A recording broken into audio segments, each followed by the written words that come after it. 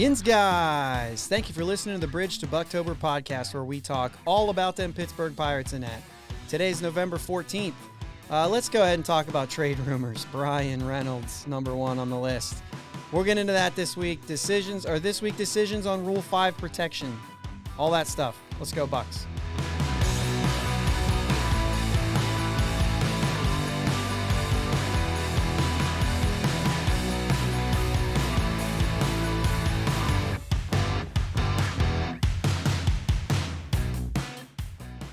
Hey guys, what's up? I was literally just telling Jake before we started that doing the intro this way means I can't fumble over my words.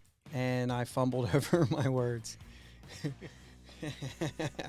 Sweet. Silver Sluggers Platinum Glove Award. Hank Aaron Awards, Reliever of the Year were announced. Finalists for the Cy Young Rookie of the Year, Manager of the Year, MVP were all announced. And the all MLB team voting is live right now. We're going to touch on all this stuff. The Bryan Reynolds trade rumors have begun. We are definitely getting into this today. And this Friday is the deadline to protect those Rule 5 eligible players. So the Pirates have some of those. We think that they have some big decisions this week. So we're going to get into all that today on this day where it is snowing at my house. What's up, Jake? Snow. So bad. I hate it. Anyway, not snowing here. Not yet. Yet. Yeah. Not on the agenda for today's discussion, but props goes out to Jared Triolo.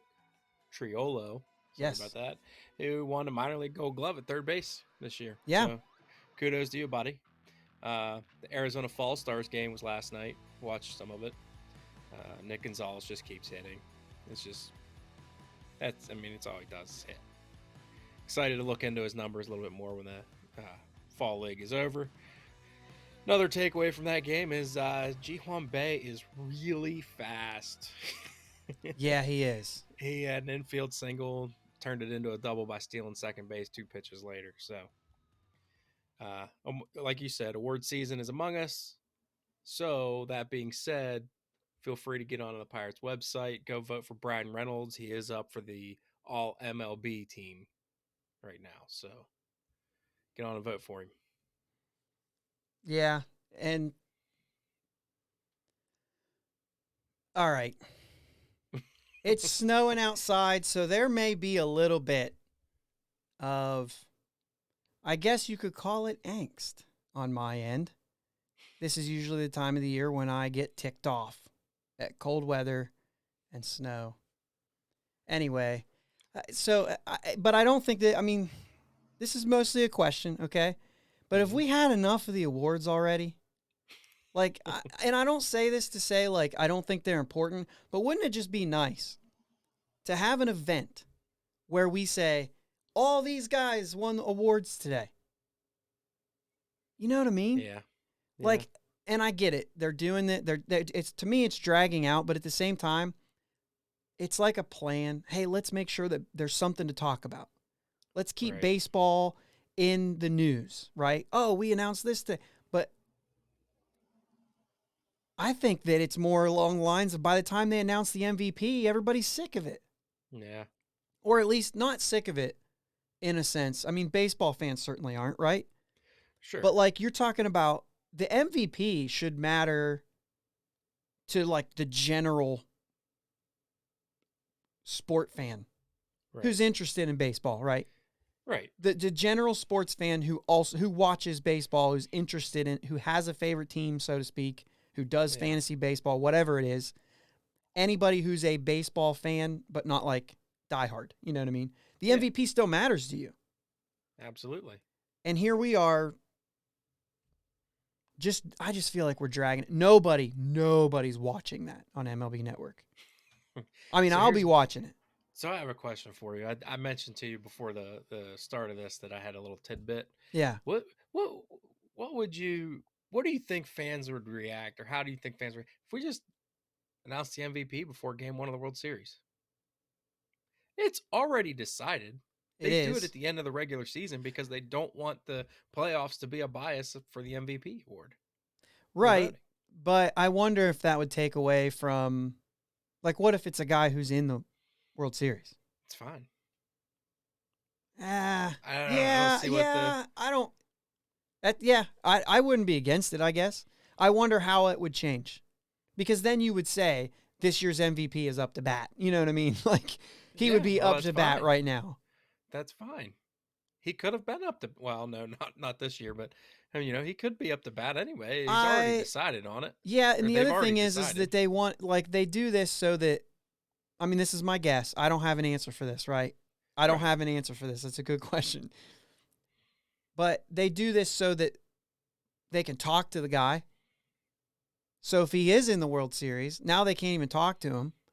And they don't want him, like, distracted from the World Series. Right. I get that, but to your point, when the World Series is over, it should be the next Friday night. Yeah. Or Sunday. The following Sunday after the World Series is scheduled to be done. Right? So if Game 7's even on a Tuesday, so if they finish it in 4, it's not that Sunday, it's the following. You know what I mean? Yeah. Whatever it is. But, like, yeah, I just feel like they ought to be putting this up. Okay, so I got excited on this all MLB team. Mm-hmm. Because I was like, this is cool. This is a real all-star team. Because right now, our all-star game is, it's a popularity contest in the middle of the season. We don't know who's an all-star and who's not. Right. Let's see the full body of work. That's why, like, if you're selected to the Pro Bowl in the NFL, that means a lot more. It means a lot more to the rest of the league that you got that nod. Right. Where you could just have a good first half and get all-star, have a great second half and miss out on it, but put up better numbers than the guys who were actually in the game. Yeah. You know what I mean? And it's a fan vote thing and it's a popularity contest, and I'm actually okay with it. But I think this all MLB team is a really good opportunity to say, body of work throughout the whole season, who was the best. Yeah. And then you know what they did? They opened it up for fan vote to make it another popularity contest. Stop letting the fans make decisions. Most of them are stupid. I agree with that. I don't think it should be voted on by us. And I get it, because this is you want popularity. So I'm going to pull back from that a little bit. Those are my initial thoughts. I do understand that a fan vote could play, right? I do get that. But something at some point has to give. Yeah. It should they're trying too hard to incorporate the public with the game. Like, they're trying. Well, it's good. Like you want to get that, but in this case. Yeah. Right. Yeah. I agree with you. Yeah, some things don't need left up to us. And like I said, if it can be 10% of the vote is decided by the fans, that's fine. But the more you do that, the more New York and LA and Chicago, those teams are going to get it. Oh, yeah. Because there's more people there. Yeah. You know what I mean? So just by, yeah. Anyway. I feel you. Anyway, I just think that we draw this out. I wouldn't even care if they had, like, if they announced these things in different. So the Silver Sluggers, I have no problem with them being different. They announce them all on one night. That's fair. Yeah. Then you have a night for the Gold Gloves. That's fair. But include the Platinum Gloves in that night. It's all Rawlings. Yeah. Just include it. At the end of the show, now who's our Platinum? You know it's one of the guys you've already talked about. Right. If it's not, then something's broken. You know what I mean? And actually, you know it's Nolan Arenado until it's Ke'Bryan Hayes, right? Right. Anyway, we're getting into that. Yeah, let's go ahead and go through. Trevor Hoffman, reliever of the year. National League, Josh Hader. American League, Liam Hendricks. Any surprises there? No, I don't think so either. It's a good year for both. I mean, it always is, but yeah. Liam Hendricks had some, like, crazy numbers. Yeah. Hank Aaron Award, which is basically this is the offensive player of the year, right? This is what a lot of people consider the MVP award to be, but it's not. The word valuable's in there. This is, I don't care how good your team is, this is the guy who did the best while standing at the plate. I don't care if you were a horrible fielder. Right? And that was Bryce Harper in the National League and Vladimir Guerrero Jr. in the American League. Any surprises? No, not really. I mean, I thought the National League. I thought it was there was probably quite a few Really? people that you could have given that to. Sure, that's true. And you know Um, what? a We'll whole probably handful get of into people. that with the MVP award, huh? Yeah.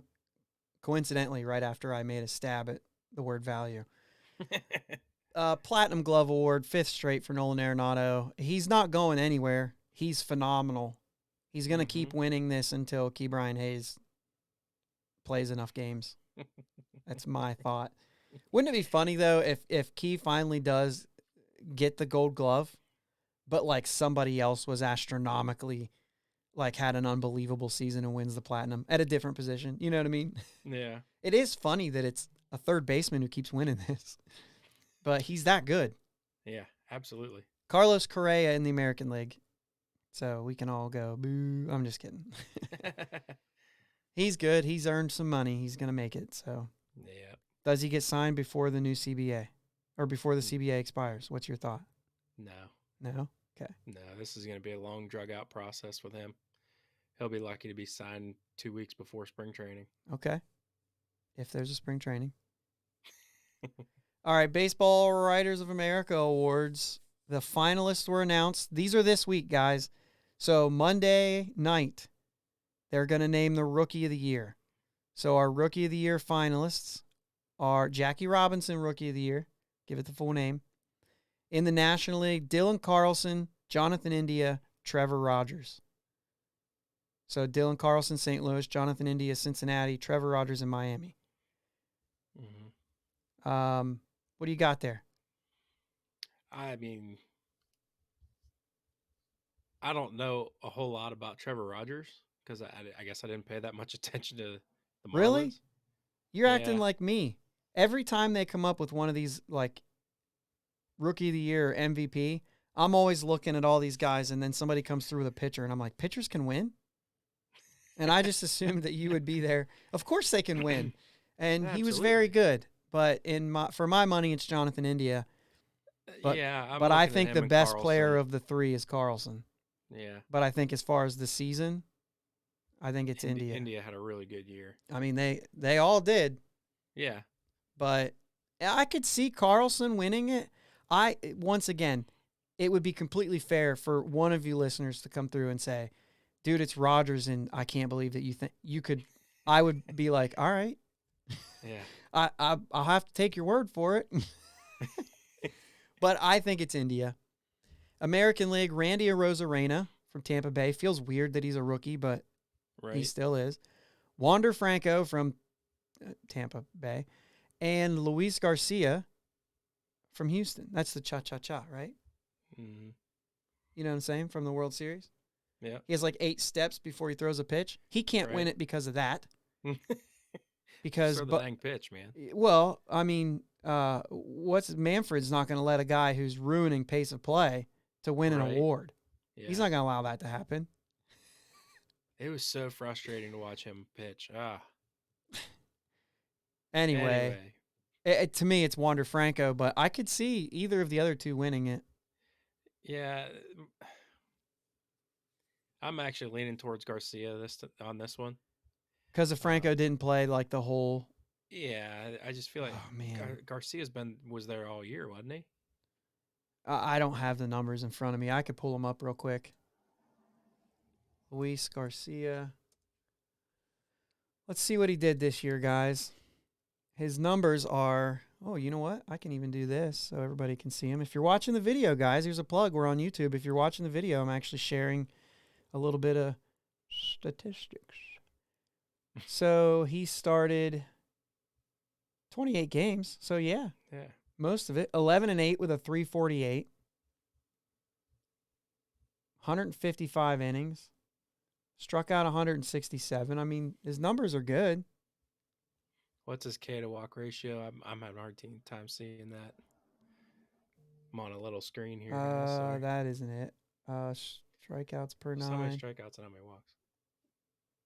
Oh, just name him. I thought you was Yeah. actually looking for the ratio. You said ratio. Well, I I thought know. you was looking for it. 167 strikeouts, 50 walks. 3.34. That ain't right. Yeah. That's strikeouts for walk. Oh, yeah. Yeah, that's you want about a 3-to-1 ratio is really good. So 3.34. It's pretty good, right? yeah. He's right there. He's right there. And just because you're a big fan, I'll give you that he was a 2.6 WAR this season. Oh, jeez. Fake stats. I mean, so just to clear this up, because we haven't had this conversation very much. Jake doesn't like WAR, mostly just because Fangraphs and Baseball Reference do them differently. So how can they be a real stat? Yes. If they would agree on what it takes to get WAR, would you then be on board? I'd be more likely to be on board. Because ultimately, if it was a definitive thing that you could, if the average person can look at it and understand it and know where they got that information, how they got that information, a little more tangible for me. Okay, so here's Baseball Reference, because I can hover over this. It's on the screen there. Mm-hmm. It's a single number that represents the number of wins the player added to the team above what a replacement player, think AAA or quadruple A, would add. So scale for a single season. This is the scale, right? This is what they run. And 8+ is MVP quality. Like, that's phenomenal. Mm-hmm. A 5+ is all-star quality. 2+ is a starter in the league. 0 to 2 is a reserve. And then anything less than 0 would be considered replacement level. So that would be the guys that you're actually, you know what I mean? Yeah. But yeah, so like, for instance, I think Bryan Reynolds is like a 6 WAR this year, right? What, really? Bryan Reynolds doesn't pop up as soon as you type BRY? What's going on? Fangraphs, he's like the number 1 search player right now. We'll get into that. Yeah, he's an even 6 WAR. Here we go. I don't know what's going on outside, but my dogs are going nuts. So Wander Franco is a 3.5 WAR, but he played in 70 games, so that's the thing that makes it hard. You know what I mean? 288, just 7 home runs. He made a big impact, but that does make it very hard. And Randy Arozarena is a 4.1 WAR, 20 homers, 274 average, 391 on base, 891 OPS. I mean, never mind. It's not Franco. Once again, Wander Franco is the best player of the 3, in my opinion. But yeah, I don't think he. Yeah, I get it.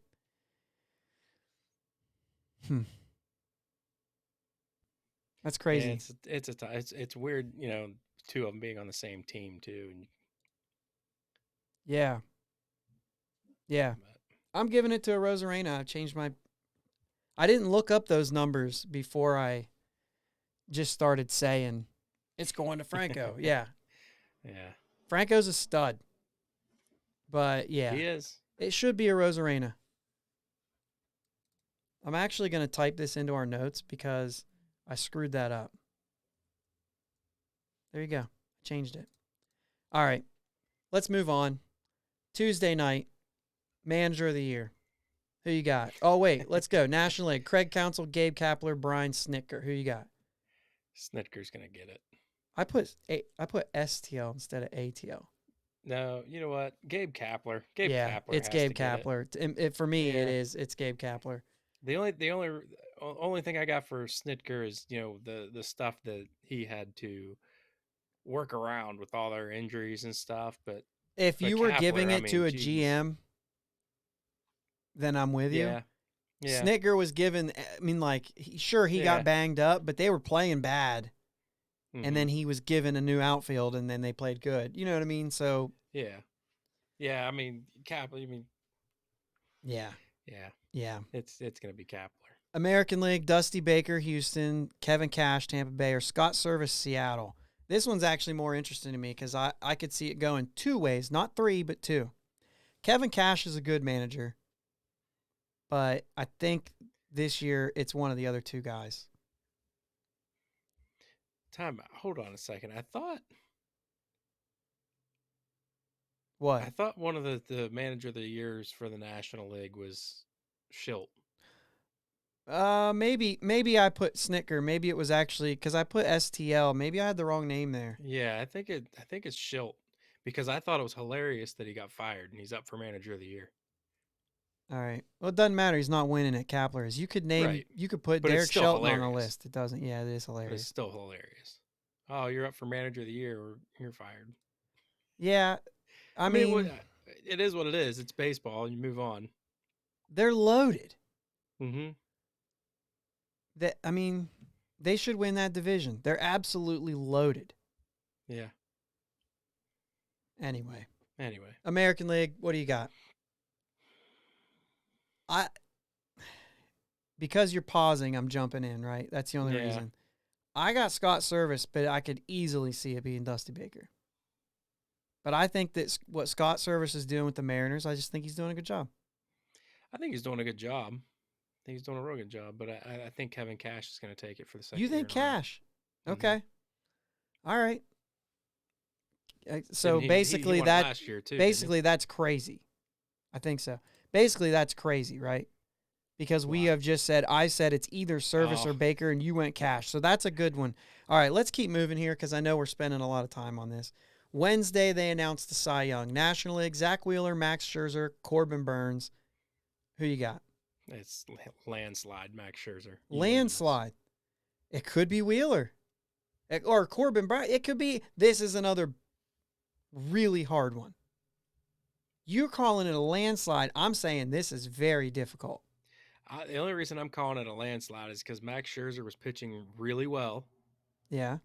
Gets traded to a new team and basically just completely takes over that pitching staff and completely dominates. He had like a 1 ERA in LA. Okay.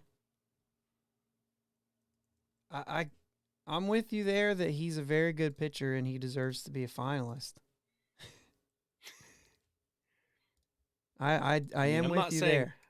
I guess I used the wrong verbiage. It shouldn't have been. I shouldn't have said landslide. Okay. In my mind, it's a landslide, but I got you. I can see Corbin Burns getting it as well. All right.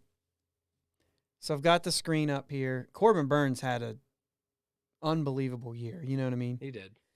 But what I've got is StatHead's player comparison because they're all three pitchers. This is a little bit easier to do. And I mean, you're looking at three unbelievable pitchers. Burns with the lowest ERA, 2.43. Scherzer, 2.46. Wheeler, 2.78. You get more starts. We're basically saying the same ERA for the Burns and Scherzer. Yeah, for Burns and Scherzer. And so you have Burns with 28 starts, 30 for Scherzer, 32 for Wheeler. I understand that's not like what's start? I think it matters. And I think innings matter.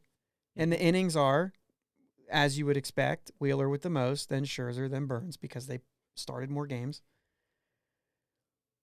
But Burns being in the,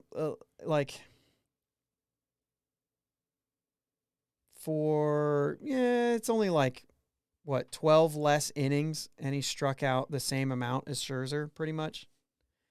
And then you got Wheeler with the most. I mean, dude, I don't know, man. These numbers are so close. But your strikeouts per 9 favor Burns. Your walks per 9 are all the same. Your home runs per 9 are less for Burns. You know what I'm saying? There's just a lot of... This is the really even... a really even race. Okay, so when it comes down to a really even race, what do you go by? I don't know. Corbin Burns gave up 7 home runs. Yeah. Scherzer gave up 23. Just to put that in perspective, Corbin Burnes pitches in a bandbox where it's easy to hit home runs in Milwaukee because you can see that ball real good. Yeah. I mean, I definitely see what you're 7 saying. home runs. Yeah. It's phenomenal. And we've already established that he had a phenomenal year. I just look at what Scherzer did for the Dodgers. Yeah, but this isn't an MVP award. The Cy Young does not matter what you do for your team. It just matters what you did against the hitters that you faced. You know what I mean? Yeah.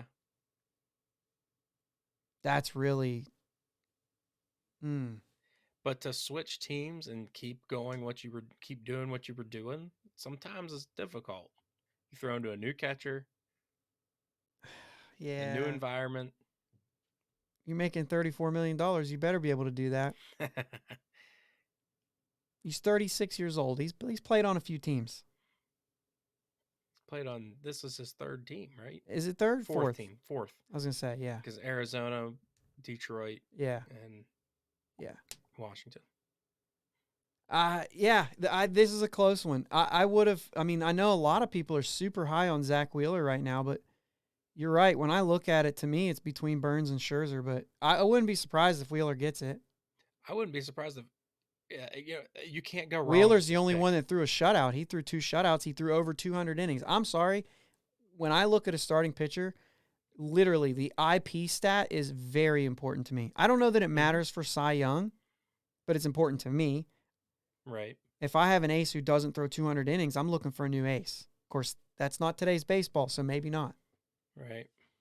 But tell me that's not valuable, though, even in today's game. That's super absolutely valuable if you could save that bullpen so that you could let the other starters go 4 or 5 innings. Yeah. You know what I mean? Give me this guy. I'm an advocate for that. I know you are. 100%. That's a good one. I took Max Fried out. What's that? I wouldn't have taken Max Fried out. Yeah. After 6 innings. Yeah. You're cruising, buddy. Keep cruising. This is your time to shine. Go. Yeah, when your bullpen's that good. 7-run lead. That's true. You do have a 7-run lead. All right. So it's a crapshoot. I'll go Burnes. You go Scherzer, just to be different. I like it. American League: Garrett Cole with the Yankees, Lance Lynn with the White Sox, Robbie Ray with the Blue Jays. Who you got? Lance Lynn had a good year, but I don't know. I don't think he can win it. I would say Garrett Cole will probably win it. You think? I want Robbie Ray to win it, just because I don't want Cole to win it. But yeah, I think it's Robbie Ray. I'm pulling these 3 guys up now on the comparison here. Garrett Cole 323, Lance Lynn 269, Robbie Ray 284. I didn't realize Lance Lynn finished that high, that good of an ERA. Yeah, 28 starts, 30, 32, kind of the same mix up there. Garrett Cole threw Robbie Ray threw 193 innings. Yeah, I mean, for me, the 248 strikeouts from Robbie Ray, 243 for Garrett Cole, Lance Lynn with 176. A lot of times, Cy Young, I think that strikeout number weighs pretty heavily. Yeah. I just do. But that's closer than I thought. I actually thought Robbie Ray really had a good shot of taking this thing, but I mean, Garrett Cole has a lot of statistics that are really in his favor, and I didn't expect to see that. And Lance Lynn definitely has some upside on this too. This is another close race. Mm-hmm. I'm sticking with my guns on Ray, but you can say what you want. I mean, I'm looking at it. I didn't dig that deep into it, and I didn't realize Lance Lynn finished that low of an ERA. I think he's got a good chance to win it. Yeah. Okay, so Thursday MVP. Yeah, we used half of our episode on this. Yeah. And now we're getting into the most important one. So we're gonna zip through a couple things here because we got some things to get into. Sorry for that, guys. This is how we are when we talk baseball. It's pretty bad. MVP National League, Bryce Harper, Juan Soto, Fernando Tatis Jr. Who you got? I'm not pulling up player comparison on this. It's ridiculous. Listen, I don't understand why Austin Riley's not on this list. Okay. That's my thoughts on it. But if I got to pick from these three, I'm saying Bryce Harper. Yeah, so what's weird is none of these teams made the postseason. Right. You know what I mean? And I made the comment, and I stand by it, that MVP matters how well your team does. Mm-hmm. Because you could be very valuable to your team, right? And if your team's no good, that lowers your value. Yeah. In the MVP. If they want to change it and make it the most outstanding player of the year, then I'll stop talking about value. Right. But if I have a quarter of something, right? Mm-hmm. I don't mean just an actual quarter of a dollar, but think about it. If I have a quarter of a dollar, if my team's worth $1, the guy next to me also has a quarter, but it's a quarter of $10. We're equal. We're both a quarter, right, of the whole. But your quarter's worth more than mine. Absolutely. So it's more valuable. Think of it as currency in that sense. Yeah. Where whose quarter's worth more? You could be worth a quarter of the whole, and that's a very good. Like, you're worth a lot. The value's huge. Yeah.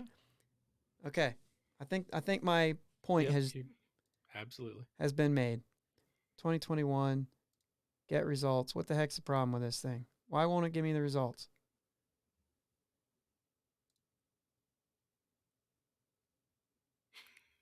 That's weird.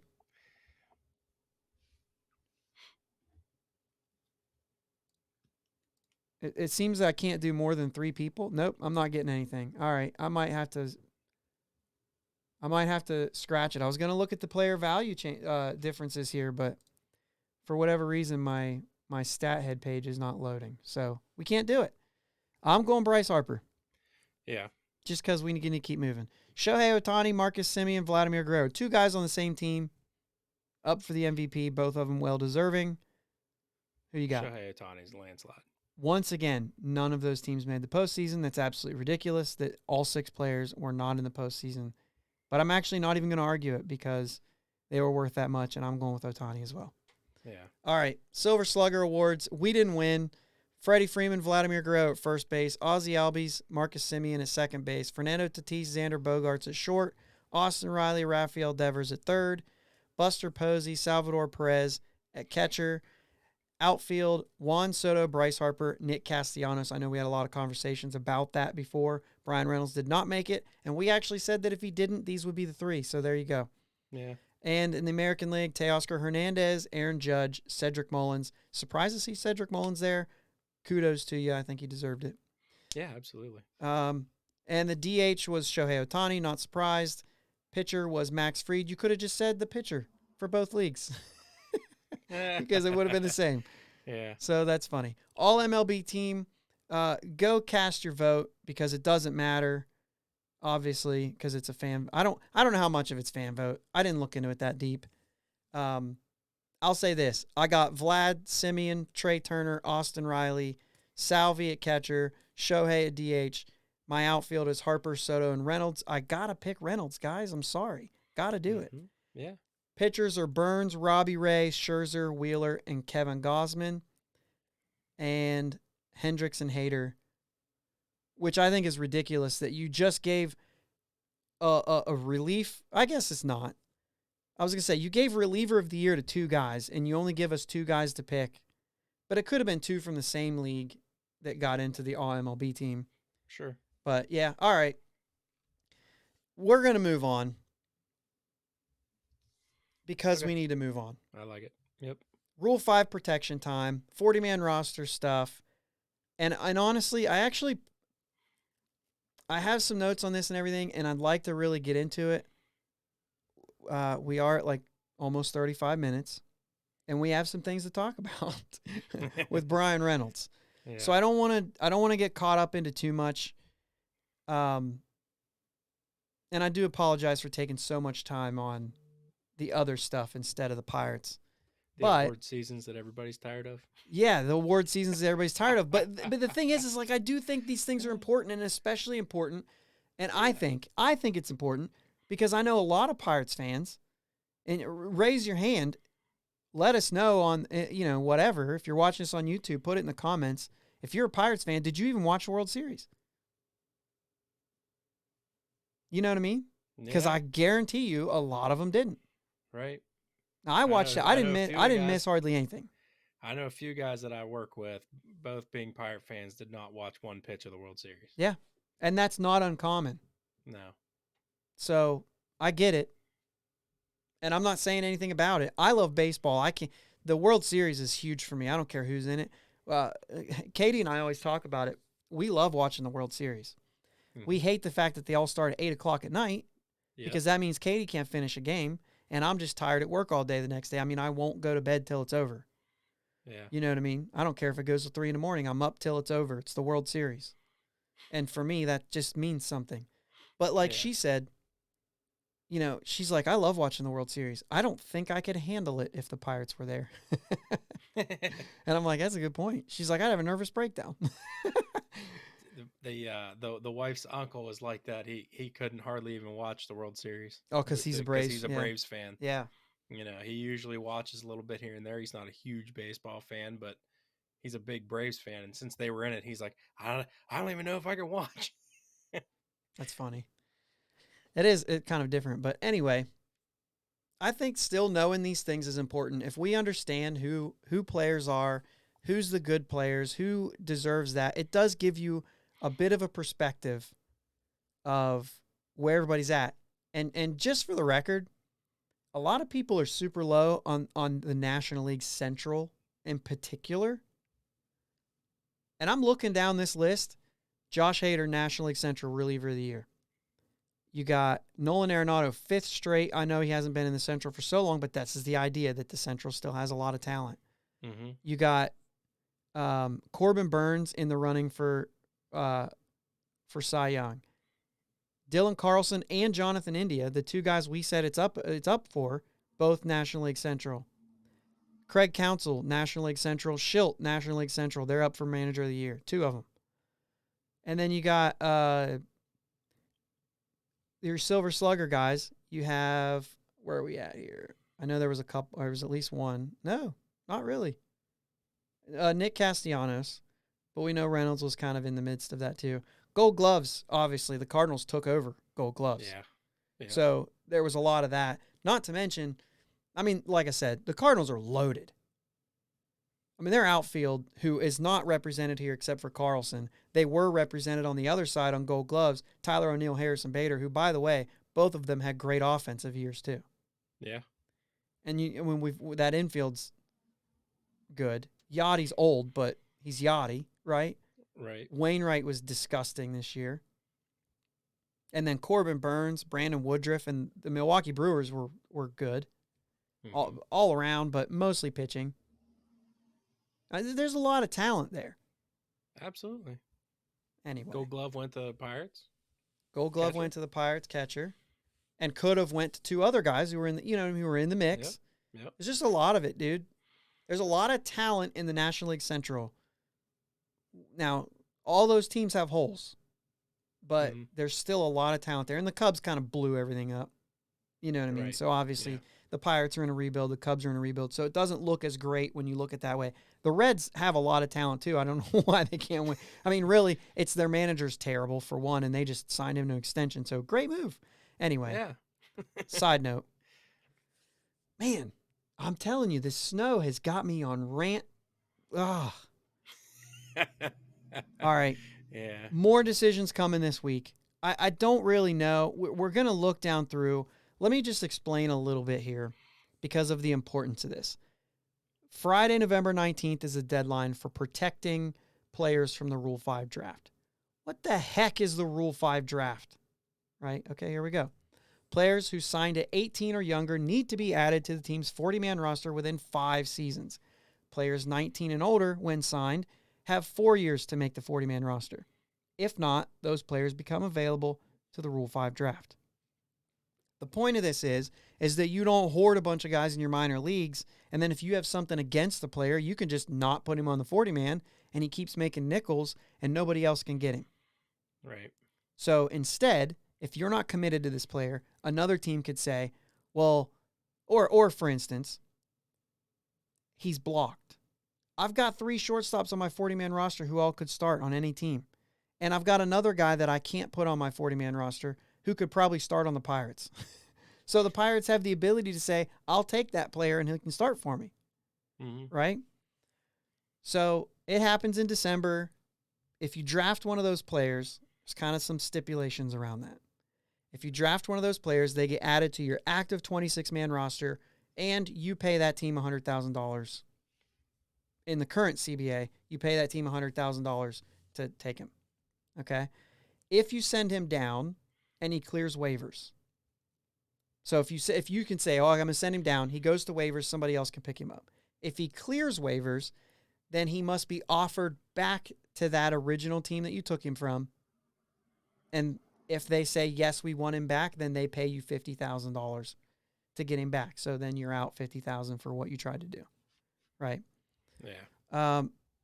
He can be added to the injured list, but he has to be active for a minimum of 90 days to avoid being subject to the same roster restrictions. Here's an example. Jose Soriano, Rule 5 draft, he had to come out of injury. He came back from injury, ends up injured again, was not active for 90 days. 2 Tommy John surgeries in the same year. So he's on the injured list for us, but essentially he's going to sit out all of next year. So then in 2023, he's going to have to be on our active roster. And we don't even know any idea what he's going to be like after 2 Tommy Johns, which is why they designate him for assignment, and he's going through all of that. We cannot keep him on the 40-man roster for that long, and to keep those roster restrictions all the way through 2023. Like, that's just not a thing that we can afford to do right now when we have all of these decisions to make. You can trade the guy, but if he gets traded, and we have one of them, right? Or was Soriano, did we draft Soriano or trade for him? One of him or Oviedo, you can still trade. There's all kinds of weird things. Kai Tom, I think, was a Rule 5 pick. So when we sent him down, he went to waivers, and then we had to offer him back to, I think, Cleveland, even though we got him off waivers from Oakland. It was just a crazy, it's weird, but for the most part, you don't have to understand it. But if you were interested, that's what it is. You also can, if you draft a player, you can also work out a trade with that team to acquire his full rights, whether that's a player or an amount of money or whatever. Once you have his full rights, then you can send him down if you want. You know what I mean? All right. Now, we know what that is. And now we have a bunch of guys. We have a bunch of guys that we have to protect, essentially. Right. Travis, not a whole lot of room to play with. There's 40 guys on the roster right now. So let's say Swaggerty, Mason Martin, Leover Peguero, Smith and Jigba, Cal Mitchell, Tanaj Thomas, Eddie Yean, Omar Cruz. Where do you want to go? There's a lot. Where do you want to go? Yeah. There's a lot of guys. So the idea is, who do we expect to see added to the 40-man roster? And I don't want to go too far into it. We're going to know on Friday. Next week, we're going to talk about what they did. So what do you think? Give me, if you were to say, and I'm not even asking, we're not even going to break it down who they're going to get off of the 40-man roster. Right. Let's just talk about who gets added, who gets protected here. For starters, in my opinion, you got to protect Mason Martin. I think you have to protect Travis Swaggerty. I think those 2 guys are going to be major leaguers next year. Not to start the year. Yeah, I think Martin's got some things to work on for him to get a call up for me. But which also means I don't think Martin is a no doubter. I don't either. but I don't think he's a no doubter, but I think he's got a good shot. The thing that makes me nervous is like we obviously need power. We obviously need the first base, what I mean, position. Yes. I think if it was my decision, I'd be finding somebody to move. We've got guys to move. I'd be finding somebody off that roster to make room for Mason Martin. Yeah. And I think Swaggerty's easy, right? I think Swaggerty's easy. He's in. I think if Colin Moran comes out and he swings the bat a little better, I think you trade him to get some super young prospects. Right. And then maybe if Martin's doing well, there's an opportunity that they'll give him a nod for that. I get that. Yeah. Canaan Smith-Njigba is real interesting. He's been in the fall league too, and he's been playing well, right? Mm-hmm. So that's another thing, and teams are seeing that. Yeah.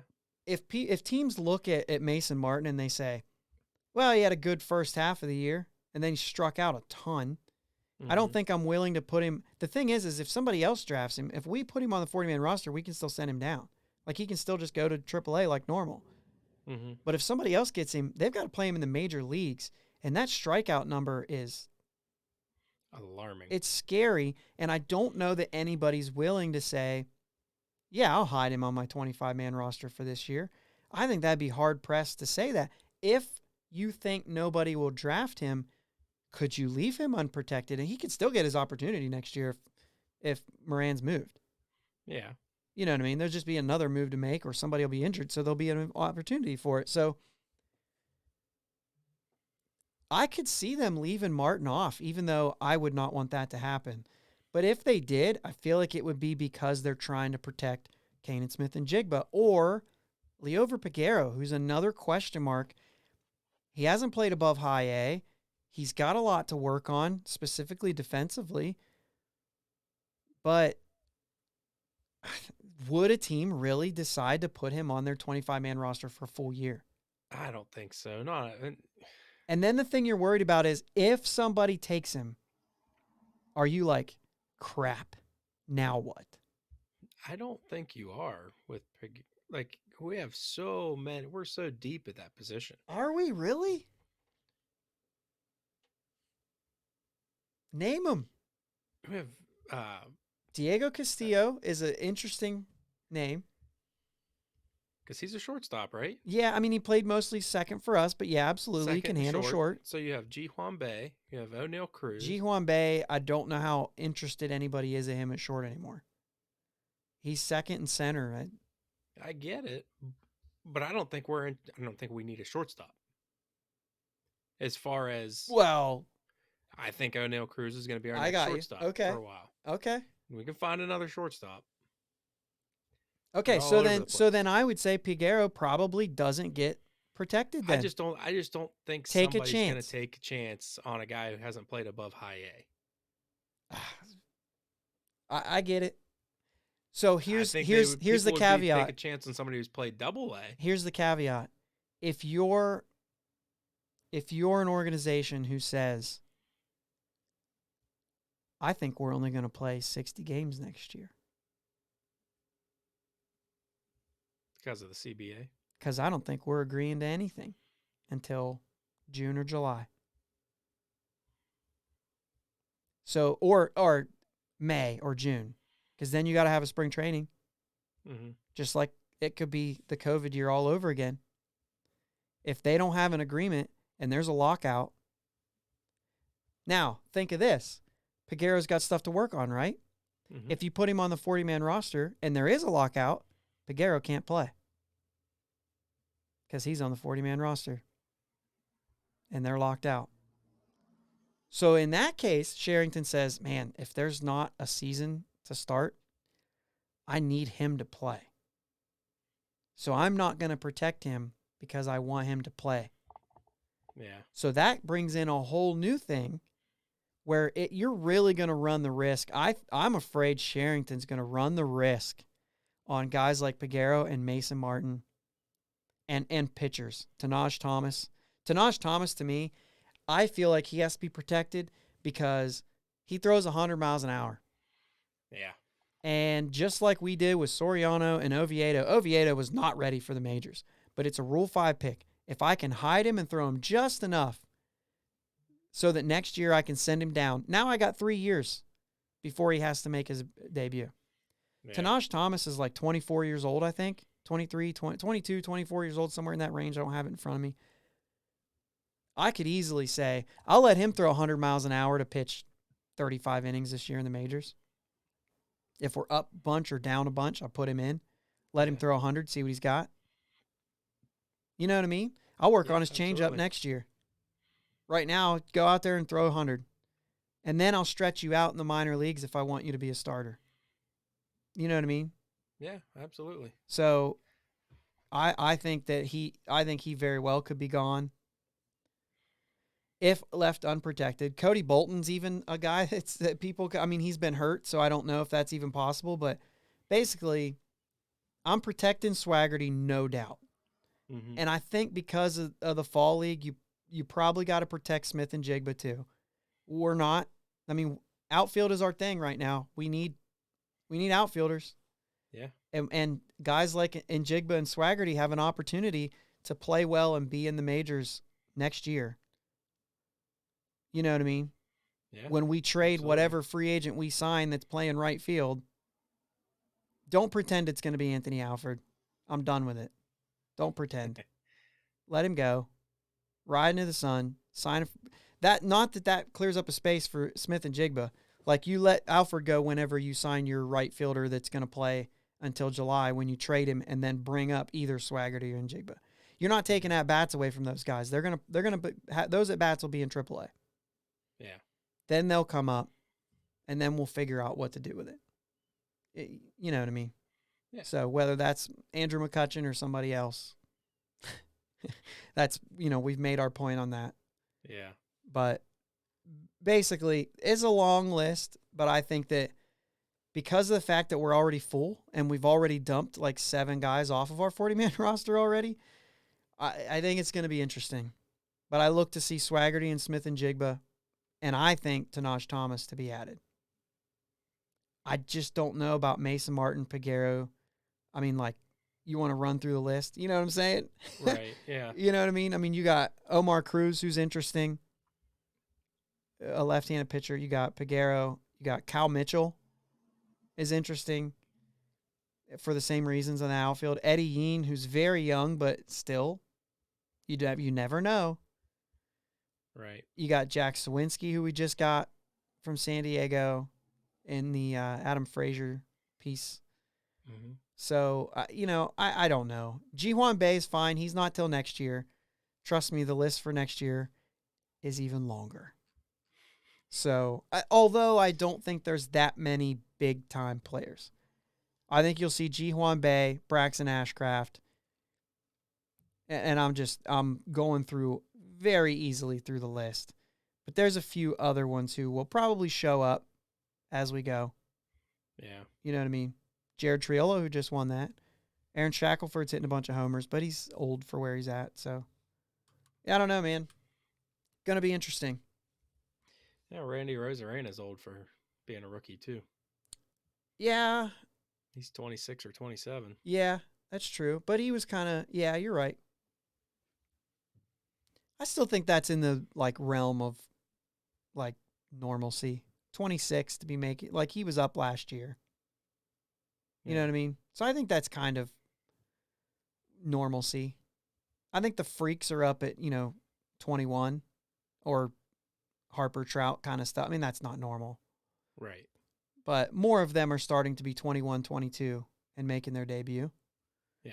But I don't think that it's, I mean, like a college player still drafted. He's 24 when he gets drafted. 23, 24 years old sometimes, especially with all the COVID year stuff. So those kind of guys, it's very easily for them to make a surge and make their debuts at 25, 26, Mm-hmm. So, all right. Moving on. Bryan Reynolds is getting traded. Mariners and Yankees are interested. Here's what I know. Sherrington, get your extension done. Mm-hmm. Because this guy from Mount Vernon, Ohio, wants you to stop or wants people to stop talking. Like, that's a stupid reason for him to get the extension done just because we want to stop hearing about it. Right. The point is that you've heard Bryan Reynolds' name talked about, and you say, oh, crap, here we go. The Yankees are calling about him. And you say, well, why didn't Sherrington just come out and say, dude, he's not going anywhere? Because he will never do that. No, he's we know that Sherrington's in love with Reynolds. Yes. We know Sherrington's in love with Reynolds. You're safe. Here's why you're safe. If Reynolds is ever traded, that's because they gave us the sun and the moon. Right. Mariners fans and all the things, they'll say, okay, Pirates, but you're not getting Julio. Julio Rodriguez is the number 2 overall prospect in baseball. And it's funny that they say that because we're not trying to trade Bryan Reynolds. You're the one calling about Bryan Reynolds. Right. So don't say sorry to me. We're fine keeping Bryan Reynolds. He's better than Julio right now. Yeah. Granted, Julio Rodriguez is the real deal. Mm-hmm. But it's funny that Mariners fans say you're not getting Julio because our normal response would be, well, it's going to take Julio plus maybe another guy. Yeah. You know what I mean? Or another couple guys. High level, but then another couple guys. Like, that's what it's going to take, guys. If you're not ready to get rid of Julio, you're not getting Bryan Reynolds. The asking price is going to be astronomical. Yankees fans name the same 2 guys that they always name, right? Mm-hmm. Andujar and Clint Frazier, who are now veterans. But if you play for the Yankees, you don't think that you're really a player until free agency. So they're still prospects in their eyes, right? Mm-hmm. Come on, man. Yeah. He's not going anywhere unless we get absolutely, like, we say this all the time. What are our years, right? 2023, we're a good ball club. 2024, we're looking at the postseason. Bryan Reynolds isn't a free agent until 2025. Right now, once this extension gets done, whether it gets done this offseason or next offseason, once this extension gets done, he's not a free agent until 26, 27. All of a sudden, if you are a good team competing for a playoff race, whether you're in or not, you're competing for it. Mm-hmm. You're in the discussion, 2024, 2025, 2026. If he's still there for all of those years, then you have your guy. Right. That you build everything around. And trust me, when you talk about Bryan Reynolds being the guy, it doesn't stop there. When O'Neal Cruz is in the mix at that point, hitting 30 bombs a year, Bryan Reynolds is in the 20s, hitting around 280 to 300. Nick Gonzalez is going to rake at that time. Mm-hmm. You've already talked about him, and we'll get into more. The dude hits. Yep. And then you're talking, could you add a guy like Mason Martin to possibly give you enough offensive upside? Yes, the strikeouts will be there. Mm-hmm. Yes, the average might be low. But if he could give us enough to be like Pedro Alvarez at the plate, you're looking at a guy in Mason Martin who might strike out 200 times but hit you 40 homers. So that's potential. Alvarez never hit 40. I don't know if he ever struck out 200 times, but he struck out a lot and he hit a lot of home runs. And that's okay if he's one of your guys in your lineup, right? Yeah. I'm okay with that. You have to build your team full of guys that are different. Yeah. You'll have your hit guys, you have your power guys, you have your speed guys, you have your, maybe even you have a defensive guy who doesn't offer much at the plate. That's okay too. So long as you don't put a full team of them, then it's okay to build a diverse lineup. Yeah. Bryan Reynolds is that guy for Pittsburgh right now. He might not be playing center field by then. I hope not, but he might be. Here's the thing. I'm okay if he is. Right. If the guys that step up end up being the corner outfield guys like Smith and Jigba, maybe it's Cal Mitchell, maybe it's Sawinski, maybe it's some guy that's not even in our organization right now. Maybe it's some guy like O'Neal Cruz who makes the move out to right field. Yeah. Maybe Reynolds ends up being a better center fielder than Travis Swaggerty and he's in the mix. You know what I mean? Yeah. It could be any of those guys. It could be Ji-Hwan Bae in center field.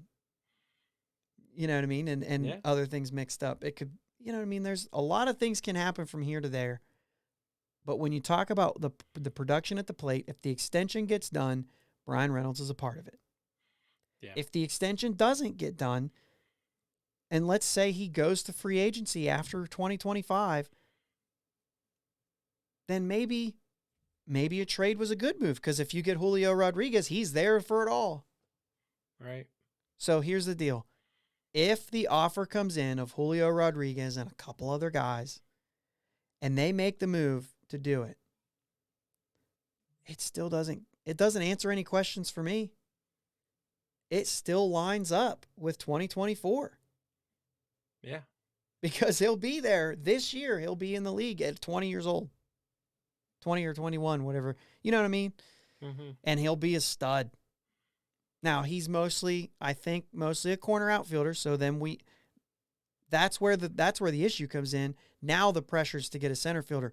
The pressure's not there right now. We can get whoever we want. Yeah. Because Reynolds is capable. He's not going anywhere, guys. And if he does, it's a good thing. Yeah. You know what I mean? Now, yeah, if we trade him, we're getting really good players. Now, if we trade him for Andujar and Clint Frazier, then we're going to come on here and we're going to have a rant episode, and we're going to question everything that we know about Ben Sherrington and everything that we believe in, right? Yeah. Yeah. Because that would not add up. Not at all. It's not going to happen, guys. Mm-mm. It's not going to happen. You can call me in denial. I'm absolutely okay with that. It's not going to happen. He's not going anywhere.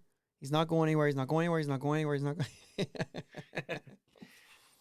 We're fine. Bryan Reynolds will be sticking around. He's not getting traded, and if he does, then it's gonna be It's gonna be something return. else to be excited about. Yeah. Even though I will be extremely shocked if that happens. Yeah. I could see Hayes getting traded before Reynolds. You know, and I bring this up every once in a while. I'm in a bowling league, and this lady on our bowling team, she's a Pirates fan, but she is that person that says, "Oh, he's good now, but he'll be traded." Of course he will. Like no, like hope for just she's just down. Yeah, and the idea is that I'm like, yeah, but if they trade somebody like Bryan Reynolds, we're going to be getting so much talent in return because Ben Sherrington's not an idiot. Okay, but even then, your argument is based in truth. He will get traded. Well, yes. And that's okay. The problem is you use that for ammo to already have him traded. Mm-hmm. That's not for 4 years. Right. We're going to have 4 years before he gets traded. That's a long time to ignore the Pirates just because all their good players are going to be traded 4 years from now. Right. Enjoy the 4 years that exist. And then, yes, we may have to take a step back and do it again. Hopefully not. Hopefully you can stagger those trades. That's why you don't want everybody to come in at once. You want to stagger those. You want to get rid of one player a year, and then hopefully you can continue to cycle this. And you don't trade a center fielder for a center fielder. You trade a center fielder for a shortstop, so that by the time you already have a center fielder coming up. By the time that center fielder is gone, you already have, you know what I mean? Yeah. Like you don't want to trade a center fielder to get a young center fielder and then not have any center fielders. Exactly. Once it's time to trade your shortstop, hopefully when you traded your center fielder for a shortstop, am I going on? Yeah. Listen, he's fine. He's not going anywhere. Right. Let's stop freaking out at everything that national media talks about because they think that they're in the same boat. They say, oh, the Pirates aren't good, so they may as well trade their guys. But the stupidity of this report is the fact that if he's not going to be a free agent for 4 years, and he's just starting arbitration. 4 years, is that right? 22, 23, 24, 25. That's 4 years. Yeah, assuming he's Super 2 at this point, right? So he's going to do 4 years because he's arbitration this year. Anyway, Yeah. dude, it's just so tired that they bring up Stallings is going to be next, right? Oh, Gold Glove was one of the front runners for Platinum Glove. It wasn't for Arenado. I think he gets it. Yeah. He was that good defensively, and teams will value that. And I would even say Stallings is aged to the point where, yeah, he could, you could consider him being wasted on a bad team. You know what I mean? Yeah. But I also think that because he's late and because of the way he is, he'll play till he's 35, 36, maybe older. So I'm out on really the age thing. When you get past 35, you're old. Yeah. 30 is not the number. 30 is No. the paid number. That's when I'm getting paid. Not that's when I'm regressing. Now, for some Right. players, there is some regression, depending on who they are, for sure. But there's What their also tools some, are. yeah. But some of the things like your speed's going to come down a little bit, but your power might go up. Right. You know. Anyway, yeah, Reynolds is fine. He's sticking around. I'm not done with it because, like I said, you never say that somebody's untouchable. Right. There's a price. There's a price on everyone. There's There has to 100% a be. price on everyone. Yeah, because you never know what other stupid teams out there that make a stupid move and give you 2 of the top 100 prospects. You kind of want to say, yeah, maybe. Yeah. Especially if it's someone who's as close and as, like, can't miss, hopefully, as Julio Rodriguez. Either way, it's a risk. I get it. But I don't know. I don't Yeah. know. If the Yankees try to do anything, it's gonna have to involve Jason Dominguez. Uh, He'd have to be in the mix. you think? He would have to be. In order for me to accept the trade, I'd have to get him off of Not the shortstop. What is Anthony Volpe? I don't know if it's Volpe or Volpe or what it is, but him. No, Dominguez is this 5 tool. Just uh, he's a monster. so Anthony Volpe or whatever, 20 years old, number 15 overall prospect in all of baseball. Jason Dominguez at 18 is number 17 as an outfielder.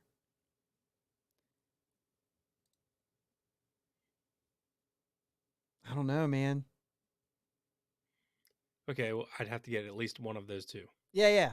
Yeah, and I think that's where you're at. I think getting one of those two is I think that's definitely. Let's take a look at their because I didn't know that they were really that stacked as far as that goes. I mean, they've got some guys. They've got some guys. I think they could work it out. I don't. The problem is that they'd be dumb enough to do it because they see as building like that's all prospects are to them. Mm-hmm. Is Just trade chips. yeah, not really, not all the time, obviously, but they've got some guys there that I definitely think could be. We could pry some of these guys off for sure, but I don't think they're going to get rid of either of those top 2 guys. No. So they're just not. They're not going to be willing to pay it. They're not going to be willing to pay what it takes. And I don't know that there's a team The reason out there that will Jason be. Dominguez would be hard for me is because it's got to be a guy. It's got to be a guy who's close.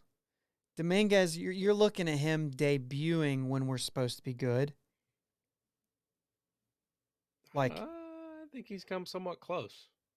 I don't know. He's I 18. mean, he's young. Yeah. His ETA's got to be 2024. I don't know. I don't trust MLB Pipeline for everything. Their ETA has him at 2024. And I just think with an 18-year-old, there's still questions. What kind of numbers did he put up this year in low A? 346 on base, 398 slugging, 5 homers. in 49 games. 258 average. I don't know. Maybe. Guess he's a little further off than I thought, but Yeah. I know everybody's freaking out about his athleticism. You know what I mean? mm-hmm. But some of that, too, is he's a Yankees prospect, so they talk him up big time so that they can trade him better. Yeah. Anyway. All right, let's wrap this thing up. Next week, we're going to talk about the 40-man roster moves that they make. That's going to be the big talk of next week. Next week, so we've been looking at this spreadsheet from Ethan Holohan that we've talked about before. And next week, I believe, if things are good, he'll be on here with us so that we can talk about these things and maybe get into some money. He's like the know-all of money and rosters. And, I mean, he knows like all 100 and so many people that play for the Pirates. So in the whole organization, like this, he does a lot of reading and writing. And we're going to get into that. We're going to tell you where you can find all that stuff next week. So, so long as everything lines up and we have everything ready, we're going to get him on here next week so that we can talk and get, you can get some information from somebody who actually knows a thing or two. Yeah. So we went a little long today. Sorry about that, guys. We really spent a lot of times on those awards. I actually thought we were going to go a lot quicker through there, and this is what happens to us.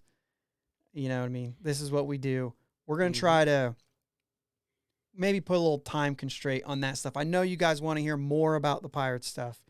So after this week, I mean, obviously all those awards are going to be given out next week, so we're going to have a conversation about them. But we'll try to make it tidy for those of you who say, like, all right, let's go. We've had enough of the awards. I get it. So we'll try to tidy that up a little bit. And, you know, given that Ethan's on, and I assume he will be, I'm planning on him being here, we want to get into this stuff. Mm-hmm. So we're going to get into that with him. So this will be fun. Remember this week, though, with that said, Monday, Rookie of the Year, Tuesday, Manager of the Year, Wednesday, Cy Young, Thursday, MVP. They're going to be announced this week. Once they're announced, there's a lot less to talk about. I can't see anybody on this list where I say, man, he didn't deserve that. So, really, I don't care. So, I don't think there's any easy picks outside of Gabe Kapler. Right? No. Well, yeah, Shohei. I think if Vladimir Guerrero Jr. gets it, I'm going to be like, all right. Mm-mm. No shot. He pitched and hit. I know, but Vladimir Guerrero is still really, but Vladimir Guerrero's numbers, if you looked at no other player, he's deserving of an MVP award. So absolutely, that's all I'm saying. So, but Gabe Kapler can't lose. No. Right? Of the all of the awards. No, he took a team that was a 500 ball club and won 106 games. Yeah. 106 or 107? Projected 107 to be games. 500, by the way. Right. But still. But yeah, it's got to be him. Ohtani did this year. I get it. I get it. It's I think there's two absolutely just easy. Because of Vladimir Guerrero's season, I don't think it's as easy as that. But I agree with you. It's Ohtani's. Yeah. But if Vladimir Guerrero wins it, I'll be like, in a typical year, I would agree with that. Okay. But I think after this year, what Shohei Ohtani did isn't going to be as big of a deal. It's still going to be a huge deal because it is a big deal. Yeah. But this is the first time he put almost the entire season in and shined both sides of the ball. All right, guys, listen, if you have any questions for us, let us know on all of the socials, whether it's Facebook, Twitter, all of those things. Let us know. If you're a Facebook guy, if you're following us on Facebook and everything, it seems like I added the podcast to the Facebook page. It actually looks like you could go on Facebook and get to our page, and you can actually just click on box and play our episode right from there. So if you're into that, if you're doing this on the computer and you sit and listen on the computer and you go to our Facebook to click a link to go to somewhere else to listen to the podcast, you can listen to it right on Facebook now. But if you're obviously using a phone, your ideal way is whether it's Apple Podcasts or Spotify or Google or whatever. Usually opening an app is easier, but it's there. It's on all of those. If you want to look at us and you want to see, the video format, if you're a YouTube guy, to me, YouTube's cool because you can click a like, you can subscribe and get notified when they come out, which is really easy. But also you can put a comment right there, which might be good about the Facebook thing. I don't know if I haven't looked at it that deep, but maybe. But you can listen to it on YouTube and then put your comment in. So I think that's a pretty cool way to interact as well. So hit us up. Let us know, what you think. If you've got any questions, you want us to cover something.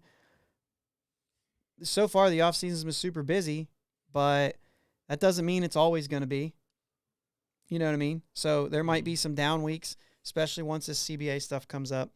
So, things are happening. Let's keep talking, but hit us up. If you have any questions for Ethan, too, about money, let's get into that. Let's go, Bucks.